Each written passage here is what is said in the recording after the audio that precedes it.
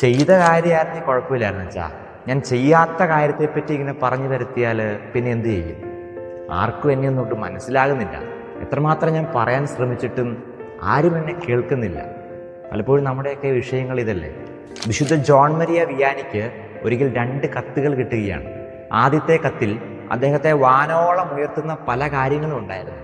2ാമത്തെ കത്തിലാകട്ടെ അദ്ദേഹത്തെ താറടിച്ച് കിട്ടുന്ന പല സംഗതികളും ഉണ്ടായിരുന്നു.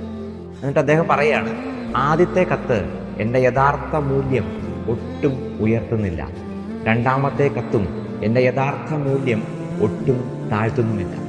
ഇന്നെൻ്റെ കൂടെ നിൽക്കുന്ന, എന്നെ പൊക്കി പറയുന്ന, എന്നെ സപ്പോർട്ട് ചെയ്യുന്ന പലരും ഒരുപക്ഷെ നാളെ എന്നെ താഴ്ത്തി പറഞ്ഞെന്ന് വരാം, എന്നെ ചതിച്ചിട്ട് പോയെന്ന് വരാം.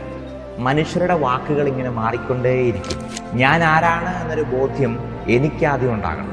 അത് മറ്റൊരാൾ പറയുന്നതനുസരിച്ച് മാറാനുള്ളതല്ല. നമ്മളെപ്പറ്റിയുള്ള മനുഷ്യരുടെ വാക്കുകളല്ല നമ്മളെ ഡിസ്റ്റർബ് ചെയ്യേണ്ടത് അല്ലെങ്കിൽ ചിന്തിപ്പിക്കേണ്ടത്. എന്നെപ്പറ്റിയുള്ള ദൈവത്തിൻ്റെ വിചാരം എന്താണ്? ഇന്നത്തെ സുവിശേഷത്തിൽ ഫരിസേരെ നിയമജ്ഞരെ ഈശോ വളരെ രൂക്ഷമായിട്ട് വിമർശിക്കുകയാണ്. നിങ്ങൾക്ക് ദുരിതം എന്ന് പറയുകയാണ്. ഈശോയുടെ വലിയൊരു സങ്കടമാണ് നമ്മൾ കാണുന്നത്.